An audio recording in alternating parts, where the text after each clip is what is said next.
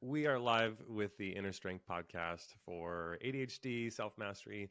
I have the great, infamous Nikki Lang with me. She is an enterprise account executive at Deal. She is also has her own, I say infamous because her LinkedIn presence is worthy of infamy.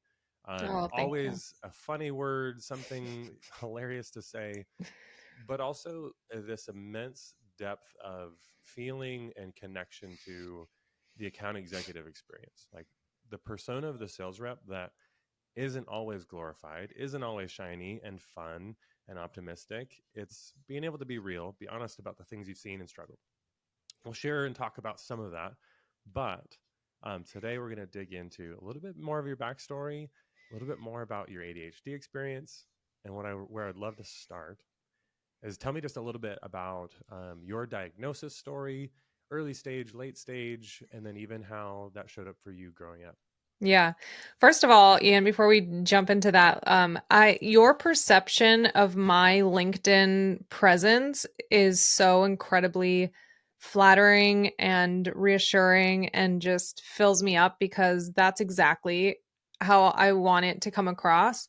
Um, as like this very real, genuine, outlet for other sellers. So the fact that that is your perception, I just want to say thank you. That means a lot, and it's why I keep showing up on LinkedIn every day. But yeah, I'm a seller with ADHD, and honestly, part of me showing up on LinkedIn is I connect with a ton of sellers. I coach sellers. I do like mindset coaching for sellers, and let me tell you, I think that ADHD is like a very common thread in with sellers today. I don't know if that's like cause or effect. I don't know if people with ADHD do well in a sales role or if being in a sales role like just kind of lends to it. Um but I do think that it's something that a lot of us struggle with. And I think that because the nature of the role, you have more autonomy over your schedule, over your business, and kind of how you run it. I think that it is a place where people that are fast moving tend to end up. So yeah, we can talk about my experience with ADHD, my diagnosis. I was actually funny story. I was actually diagnosed twice. The first time I was diagnosed, I was 25 years old, and it was in my BDR role. So I was in my first role as a BDR, and I had to make 100 dials a day. And I would sit there and look around, and all of my cohorts, all of my peers were just sitting there dialing all day. And Yep, just ripping dials. Yeah.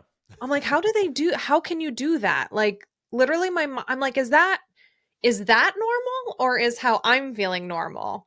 Like we would sit in these little pods, right? There was like three of us in a cubicle, and like I would just watch my counterpart sit there for hours just doing work.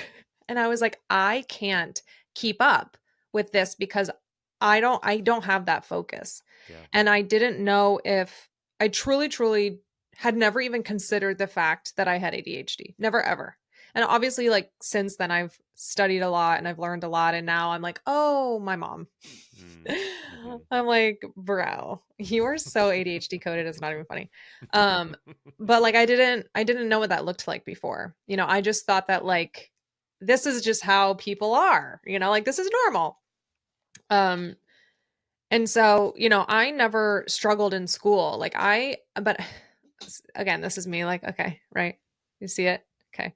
So I didn't struggle in school because I was in the gifted program. And I think that it was very conducive to the type of learning that I do well with. Like there was a lot of autonomy, again, a lot of projects. It wasn't a lot of just sitting, being spoken to, and then taking a test. It was a very interactive style of teaching. So I think that I did well in that environment. So I never really thought that, growing up, I had any sort of like, neurodivergent issue. So it wasn't until that moment, and I was like, okay, I don't know what to do about this. If I don't, like, if it keeps going, I won't be able to succeed in this role. Yeah. That was the first time that I went and saw somebody. And I had heard about medication, about Adderall, and at that time, we're gonna have a really honest conversation here, Ian. Okay. Yeah, I'm here for it. Yeah, Okay. please. At that time, it was very much like, ooh, Adderall, let's get on Adderall. Yeah. So I'm like, The okay, performance so enhancing drug, right? yeah. So I'm like, okay, this could potentially both help me at work and like people seem to like this drug. So let me go talk to someone and see if I can get a diagnosis. All right. So I tell him all the things that I'm struggling with for sure. Um, and he is an incredible doctor. I have kept a relationship with him for years afterwards. And like I almost felt like I was fooling him. Like I was not fooling anybody. You know what I mean? Like this guy is so smart. But yeah, he diagnosed me right away and I got on Adderall. And it really helped me and I could rip through dials and it didn't give me that high that people talk about. It just made me calm and Right. focused and productive. Um but long story short, after about a year of use, I did not like how dependent I became on the drug. And I quit cold turkey. I mean, I just pulled it, quit cold turkey, and I slept for about a week. Mm, And I was like, really, it freaked me out how quickly my body became dependent on the drug. yeah. So I stopped taking it. And that was at about 26 years old. I'm 39 now, so it was a long, long time ago. Um, and I kind of like left it in the past, as like, okay, a one-off experience, almost like in a time period of my life. And then I continued throughout my career and I have learned to kind of manage it. And then it started to impede my work ability again. So I went to another doctor. This is just a few years ago. And I was like, I really want to make sure like big thing about ADHD is like I think that it is a buzzword right now. I think everyone's like, "Oh, my ADHD." And I didn't want to be in that category of like, "Oh, I think that this is some cool label I want to slap on me." Yep. Like if this I want to make sure that this is something that I truly have and I'm not just making up in my head. So I went to see another doctor and this time I approached it very differently. It was like, "Are you sure? I don't know. Like I don't want to get a diagnosis if I don't really have it and like just. And I presented very honestly about my current struggles and everything and it was like off the charts, again. So I have actually gotten two diagnoses, but with the second diagnosis I chose not to get on medication. It disrupts my sleep and I'm very very protective of my sleep and again I don't like how dependent I got on it so quickly. So now I just raw dog my ADHD. Yeah, there's a couple things about your story that resonates with me personally. Same story of mid 20s initial diagnosis. I went into that place of thinking of it more of like, oh, I'm just going to do whatever I can to get this person to give me the drug, Yep. not because I'm necessarily like emotionally associating myself with the ADHD diagnosis. And even at one point, like at some point I'll dig into the aspects of all the different types of medication you can get on ADHD, but really like coming down to either a stimulant or some sort of like mood suppressant, right? And both of those come with a huge stigma attached to it. If you're not coming into it from the perspective of this is just a utility, it is not the end all be all of this thing. Right. So for me, I was very similar that I was on it for a little bit over a month, like maybe two, Yeah. and then I came off of it and didn't look back. And it was only until my mid 30s that I even started to recognize, oh, all of my other addictive patterns were just untreated ADHD. Yeah.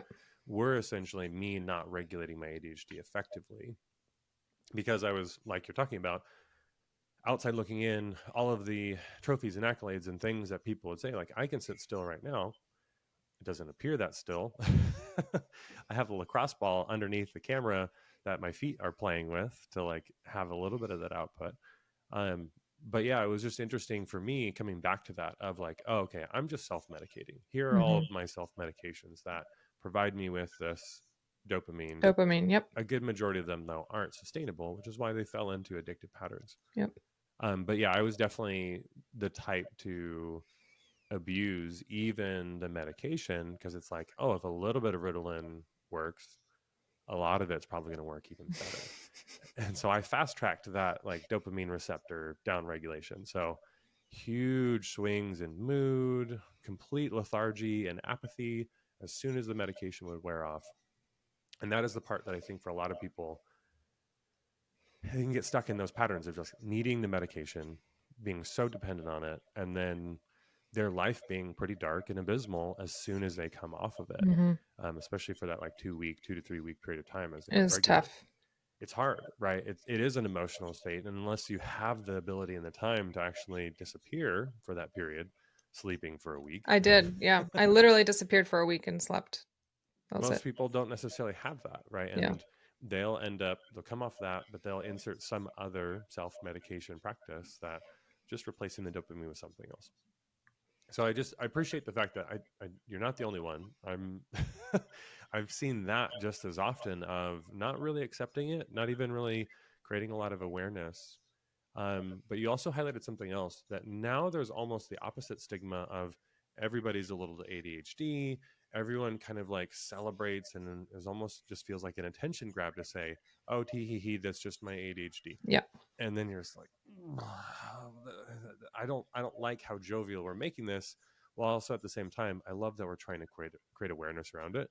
I love that we can have healthier topics around mental health, but I still need to be able to take effective action around this neurodivergent experience. And like that's where I really see and appreciate a lot of what you're doing of being able to say, diagnosis or not, here are the actionable skills and Mhm. traits that you can build regardless of how your brain is developing, especially even if you have an ADHD brain. And like that's something I love about what you share, your coaching, the methodologies. It takes into account like the aspect of that neurodiversity. Yeah. And you champion it well.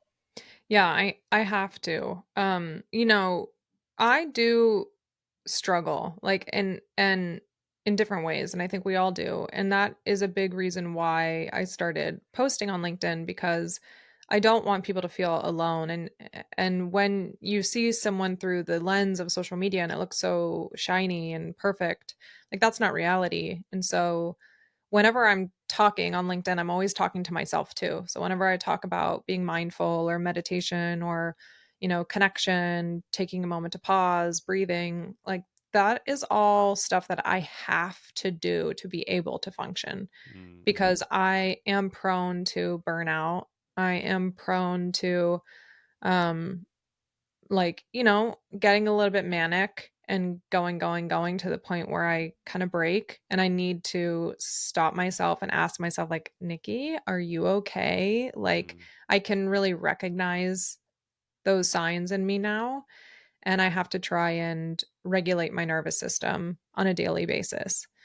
But it's still a struggle for me. I think it's a blessing and a curse. I do. I think that my output when I am on it is unmatched. It's just unmatched, right. the amount that I can do when I'm on. But then when I burn and I crash and burn, like it will take me days or, weeks or one time a year to recover from that level of burnout. So learning how to self-regulate has become crucial to me, especially now that I am a mother and I have two small children in my household who have completely unregulated nervous systems, who are absolutely chaotic. And my biggest struggle is becoming easily overstimulated, Mm-hmm. very easily overstimulated. Yeah. And That's so that's that's something I something think that that I'm, every marriage needs to be able to talk about yeah, is being able to have that like, hey, white flag, I'm overstimulated. I need 10 minutes. yeah. I'm going And to my take 10 husband minutes knows. and I'm going to ask like, and I'm going to help you make sure that you also get your 10 minutes as well. Um, that's something that my wife and I have both really honed in on. Of me saying I need a break doesn't mean that you don't also deserve one as Mhm. well. It's not an either or, it's a yes and. Yep.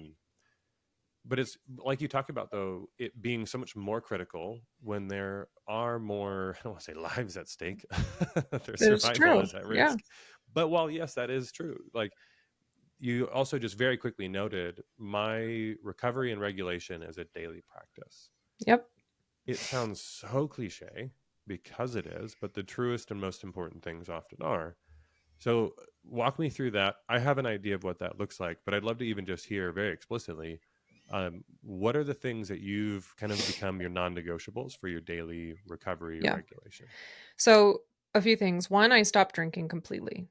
So, about 3 years ago I stopped drinking, and my ability to my anxiety, my depressive moods, my swings up and down, it changed dramatically. I think that I also have sort of an addictive personality. I was always terrified of drugs because I always joke that like I would be the person on the street corner like shooting up through my armpit, Like I know myself, Mm, and so I was always terrified of that part of my personality. I was a party girl for a long, long time, and then I just, I stopped drinking completely, and I think that is hugely helpful. It just doesn't agree with me anymore. yeah. Two, Congrats on 3 years. thank That you. that's phenomenal. I'm as of this summer, I'll be at 2 years for myself, That's and amazing. with a similar story of like I abuse this plenty. Not necessarily an alcoholic, but yeah, if Yeah, one we just drink is go. We're good, extremists, right? So it's like yeah. if we're drinking, we're drinking everything, So it's Hmm. like just learning how to become more moderate in my life. I always used to joke that I didn't understand what the word moderation meant. I was an Hmm. all or nothing extremist, black and white. It's like either 100, 0 or 100. I knew no middle ground. And so as I matured and became in charge of other people, I have really learned how to live the things that help me. Okay, let's stay focused here. I thrive on a routine. Like I need my plan, my routine because if not like if I don't do my morning routine, like my whole day's shot. I'm all over the place. I don't know what to focus on. So for me, that's a morning workout. My morning workout is non-negotiable for me. The non-negotiables like okay, meditation, I try to do as regularly as I can.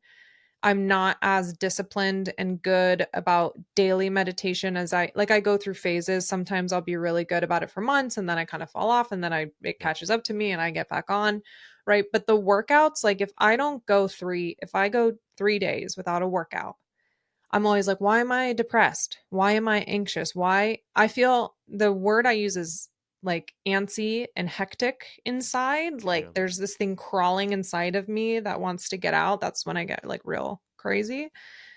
That's when I don't work out. Like I need that physical exertion and output to regulate my body. Yeah.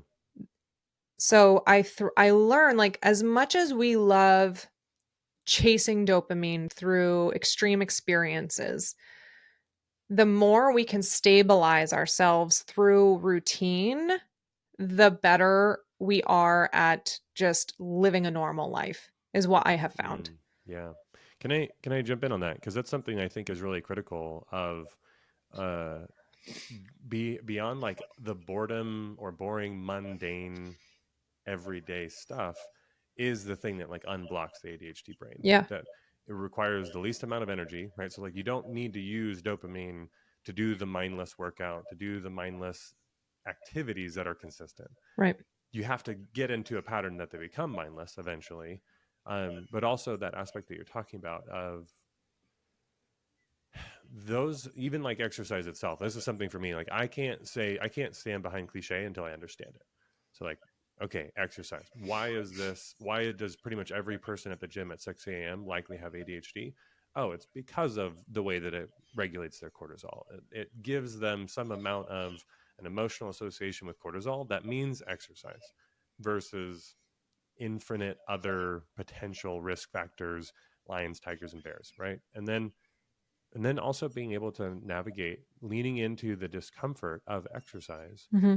actually creates a more sustained dopamine release over a longer time horizon rather than a big peak and an immediate drop off, Hmm. which is kind of what we're avoiding. Like I'm chasing a little bit of discomfort and my body rewards me with a longer, prolonged, sustained dopamine release that helps me not chase the next peak that I'm looking for. Yep. I think for some people who kind of don't realize a lot of the things that they do that are that, like you're talking about, of that's when they end up getting dysregulated. They don't know that, oh, this is the thing that's critical for me to do consistently, Yep. and they're non-negotiable. So what else? We exercise first thing. What's The next? well, the other thing is sleep. Like if I do not get enough sleep, I'm a useless human being.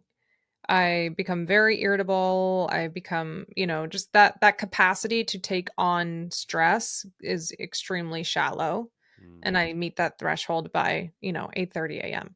So I'm critically protective of my sleep. I aim for 7 to 8 hours. Nothing crazy. I could sleep for 10 hours if I was able to, but really, really protecting my sleep. mm-hmm, And then my diet, I eat the same things every day. I don't want to expend energy, thought power, willpower on food. So food has become extremely boring. It's just I just eat pretty much the same thing every day. So these kind of like pillars in my life, the way that I start my day, the way that I kind of go throughout it, it keeps me again stable, regulated. I know what to expect. And then in between there, I throw in all of the the chaos of the meetings and the to-dos and the stress, and I'm a mom and the pickup and the drop off and all of that. But my life is so dependent on me being able to perform at a very high level. My life is, there's a lot that I am responsible for. mm-hmm, So if I am careless and, I'm not thoughtful about how I structure my day, I will not be able to meet these marks and show up in the way that I expect myself to be able to show up. I have very high expectations of myself. Now, are there days where I rot? I try like to do nothing at least half a day a week to just rest and do nothing, but I don't always get that. So mm, in order for me to show up and perform at a high level every single day, I have to have these systems in place that allow me to do that because otherwise I am no good to anybody. yeah.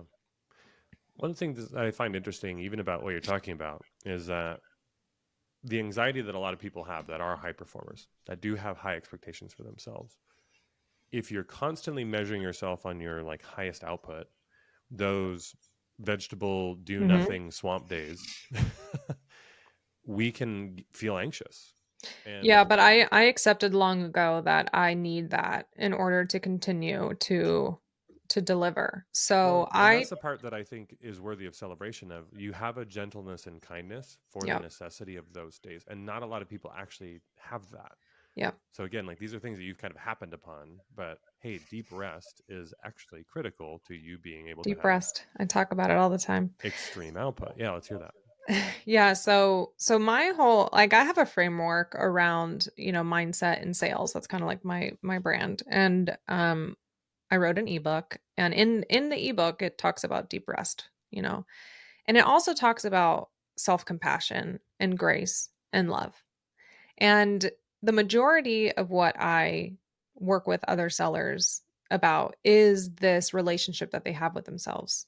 Mm, That really is the basis of everything that I do, everything that I write about is, do you know yourself? Do you like yourself? Right? And do you accept and show yourself compassion? Or is that voice in your head constantly berating and belittling and mm-hmm. bullying? Right. Because that is exhausting.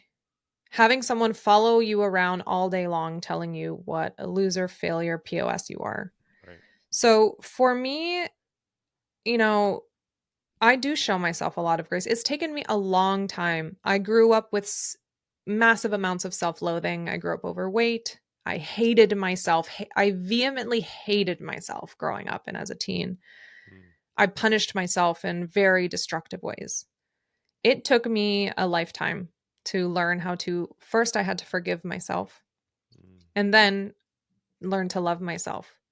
And so I wholly accept who I am.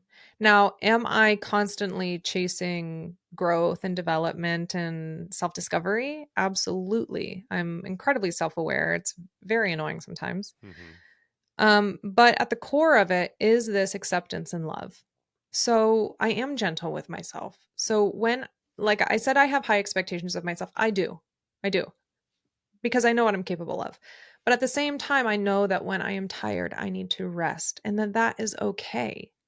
Yeah. You know, sometimes we have to mother ourselves or father ourselves and treat ourselves like the gentle child we are inside, you know? And I think that when we do have, you know, neurodivergence or ADHD, it's very, very easy to say, to be hard on ourselves and say, you're so lazy. Why can't you just get up like everyone else can get up and do things?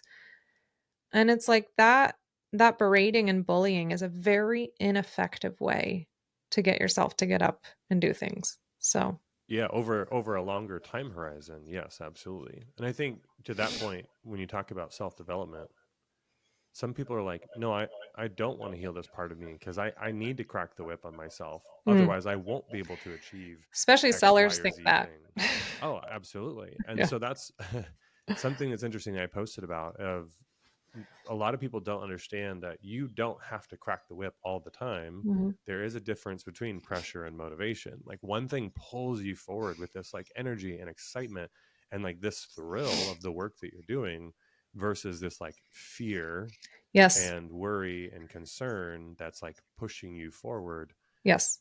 The latter won't serve you for a long enough time horizon. So one of them comes from fear, is fear-based, and the other one comes from love, right? Yeah. So like, you know, I think that we have kind of two states of mind that we're in. We're either like fear-based or love-based. And so, and we can switch back and forth all the time. But when you feel this anxiety and pressure, that comes from fear of failure, right? And you embody this energy, this anxious energy, and whether you like it or not, that energy is shared with those that you come in contact with. And people don't like that feeling.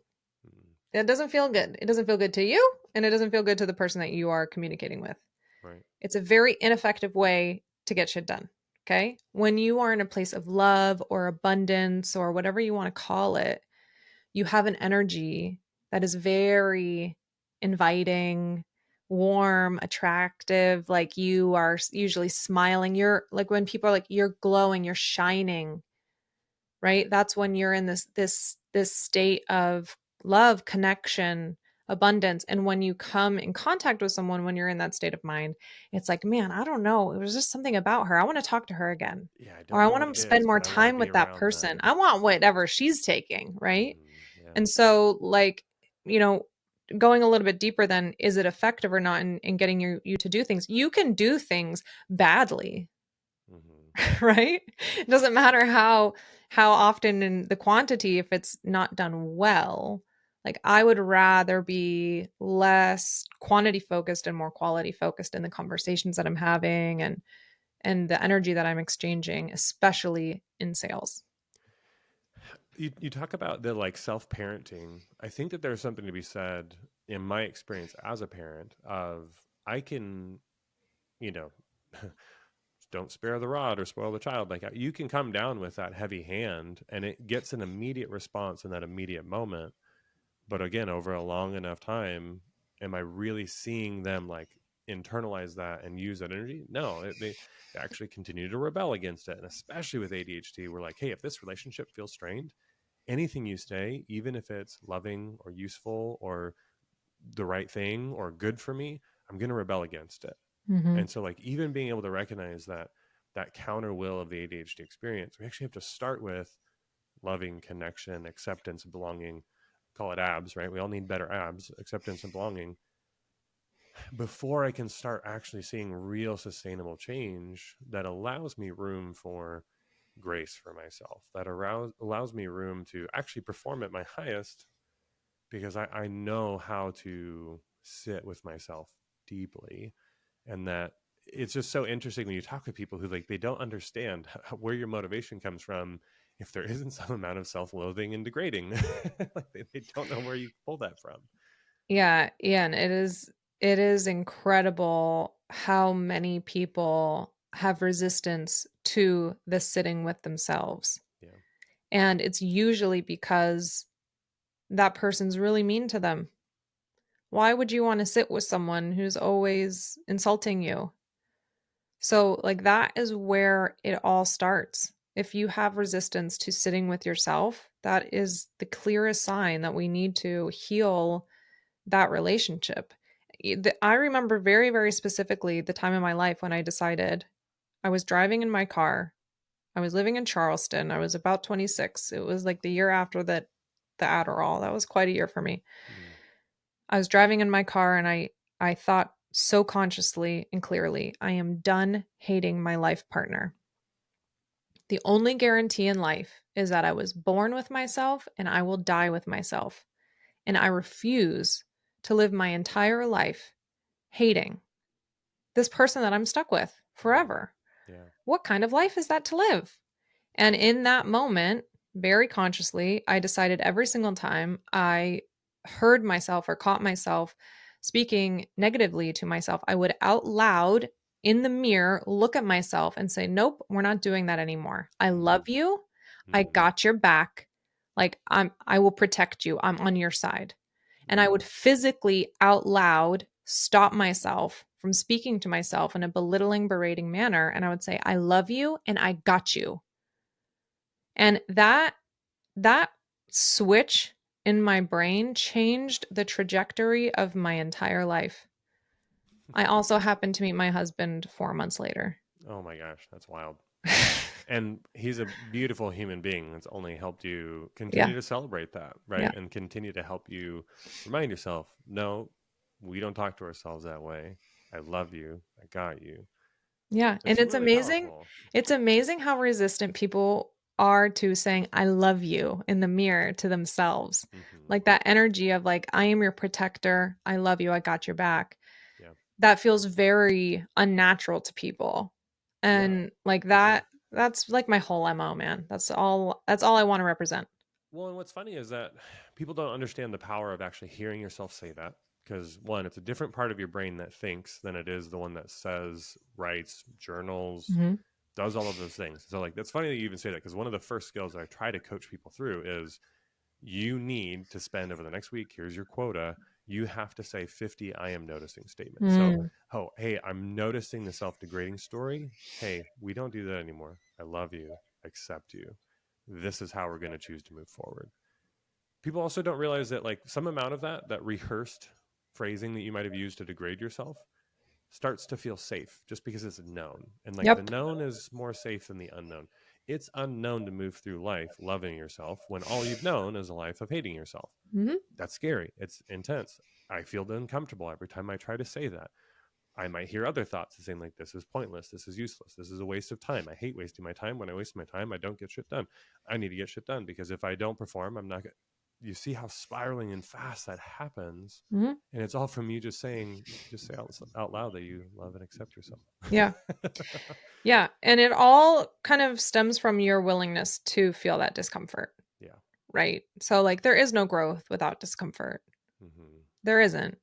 And I kind of love that saying, like, this is hard, like staying stagnant is hard and growth is hard, or being unhealthy is hard and working out is hard. Like, choose your hard. You know, I do believe that. Like, I think that the sooner that we can realize and accept that life is just hard, like, it's hard being a human being, it's messy. There's so many feelings involved. Like, it's just hard. We feel pain, physical, emotional, and then we die. Like, it's hard, you know? And then we die. And then we die, you Some know, of but us there sooner than others. yeah, but there is Yeah. some, like, relief in just accepting the fact it's not supposed to be easy. Mm. It's not supposed to be easy. It's supposed to be a little bit hard. So, like, choose your hard. And for me, I've always been a very curious person. So it's like, I know the self loathing story. I lived that for a long time. Been there, done that. Boring. Let's try this whole like self love thing and see how that works out and see, let's see if I can do this thing and try that and see how it goes. Let's see if I can do this thing. Ooh, I haven't tried this yet. Like, and that is kind of like my ADHD brain. But, you know, like a willingness to kind of follow that storyline and be like, okay, let's see where this one takes me, and have an openness and a curiosity. I do feel like there's something happening with, because when you say things like life is hard, choose your hard, like people will immediately hear the like, oh, right, of course. Fitness influencer, bro, and sis Oh, yeah. are Easy saying, for you to say. choose I your know. I hear it hard. all the time. They're going to Yeah. hear us in our caveman grunts when we say that. But what's funny is that what we're really doing when we're saying choose your hard is, hey, the emotional things are hard. And I'm actually going to lean into that too. Hmm. And so when we become these like emotional fitness bros, it's like, oh, hey, I'm going to cry during this workout and I'm actually going to lean into that. And I'm going to sit with the discomfort and I'm going to say, I love you. I got you. We don't have to sit with this anymore. Like, oof, deep feels. Yeah. And at my gym, it's a local little global gym, and people are used to seeing me in that space all the time. They're like, yeah, how's it going, dude? Like, God, It's Ian's going so great because I'm emo. working through. Oh, yeah, so I really am. I'm dark and broody. I know. I am too, but it's like when you have that dark and broody side to you, which I think a lot of us do, Mhm. you have to kind of like get familiar with it and start calling yourself out on the thought patterns and the behavioral patterns and be like, "Oh yeah, this is the thing that I do." Mhm. And Yeah. start observing it. And then you question, does this serve me? And then Mhm. you get to choose consciously whether or not you want to continue doing that thought pattern or behavioral pattern. You Yeah. know, Something else that you said too is the willingness to be wrong. Am I willing to be wrong about this? Saying yes to that is actually really, again, really uncomfortable mhm. because it's scary. I've only known this thing, and now I have to say that I'm willing to be wrong about it. What else of my life am I willing to let unravel? And then you almost have to start fresh, and that is terrifying. It kind of sucks. Yeah. It might take My years. my mom always used to say this saying when I was growing up, would you rather be right or happy? Some of us are so willing to like be stubborn and prideful that we'd rather hang on to our belief system even if it makes us miserable. Right. Yeah. And it's like, who are you proving a point to? You Yeah. are the only one who is suffering because of your unwillingness to be wrong. Yeah. And to me that just screams fear. Again, it screams fear. It's like I'm so afraid of what it would mean if I change my mind about this thing. Mm-hmm. And it's like, and another saying I've always said, like, fear is not a good enough reason not to do something just Yeah. because you're scared or it's unknown. Well, So you've collected enough wins now despite fear. So it's not because the fear is now going to go away. It's that despite the fact that my body is signaling to me fear, fear, fear, fear, and there's a big red alarm blaring in my mind, hey, despite the fear, I'm still moving forward in this very aligned, values based, mission based purpose. Like that's the action that I'm willing to take despite the fear. And so like yep. you've had enough moments of that that you're willing to say, hey, fear is just another story and I'm willing to move forward despite it. Yeah, it is. And like I think we have to be really careful about the stories that we attach ourselves to. And this Yeah. kind of circles back to that ADHD diagnosis, right? It's so easy to label ourselves. And now I identify myself as, oh, I have ADHD, and that means that I'm not good at this. And we start to kind of feel sorry for ourselves, and it becomes who we are. Right. Who like I have ADHD. It makes some things harder in my life. It makes some things better or more exciting in my life. It is not who I am at all. It's just something that I have or deal with, or is a part of how my brain is wired. But I don't identify myself with it. I think we need to be really, really careful on what we identify ourselves with because we become attached to them, and they become that much harder to let go of in the case where we realize that maybe that story no longer serves us or is even true, Yeah. Right. right? So, like, my story growing up as an overweight person was food is my issue. I have food issues. Food will be my issue my whole life. Like, I just have issues with food. And Mm-hmm. I remember getting to the point where I was so sick and tired of this story that I told over and over and over again to other people and myself. I'm like, if I don't let go of this story, how will I ever change it? Right. This will be my truth for the rest of my life because I keep solidifying this same story over and over again. So then Yeah. one day I was like, no, that's not my story anymore. Well, and even that part of, oh, so one, identities, absolutely anything that we have an identity of. It's a really strong thing in society right now. How do you identify? What is your identity? When in reality, what you're kind of saying here is identity is just another story. Mhm. It just happens to be about who I am relative to the world that I'm surrounded by.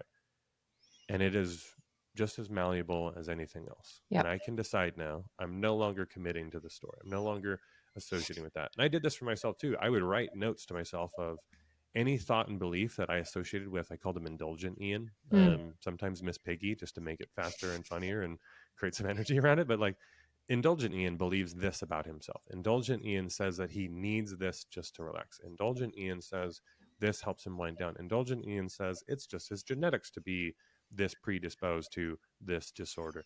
It's genetic. And I would, these are all the beliefs of indulgent Ian. And now this is the abundant Ian, that this is what he believes. And I'm Yeah. choosing now to like That's lean beautiful. into that, but I'm Yeah. writing it out. I'm not, it's something that has to be outside of myself. I need to Mhm. hear myself say it. I need to see myself write it. It can't just be something that is just part of the rumination and catastrophizing and all sorts of parts of that brain that kind of keep us just sort of locked in that, the lizard cycles. Yep. It very quickly becomes, a neural pathway, subconscious, and we don't even notice we're doing it anymore. So Right. it takes a lot of energy to change that, to change those stories. Um, I, for one, this is pretty close to where I would call time, because if we do this for much longer, we'll have to make a whole day of it. Yeah. And then I would just have to be at your facility doing some red light therapy and some cold Let's plunges go, and a man. workout. Dude, I'm So obsessed with red light. It's so good. I haven't gotten there yet. So good. So I'm at the precipice of like doing my ADHD thing where I just dig into it and obsess about it, and it is up there for the The next iteration. hyperfixation is real. Yes. Yeah, Mhm. exactly. So don't tease me in wanting to obsess about it. But I just Well, know. whenever you need a new hyperfixation, it's there waiting for you. Perfect. Nikki, how can we celebrate you? What are some things you're working on that you'd love to shameless plug for right now? Man, the whole like mindset and sales coaching and training side of things, I'm going to a women in sales retreat this week to do a speaking engagement.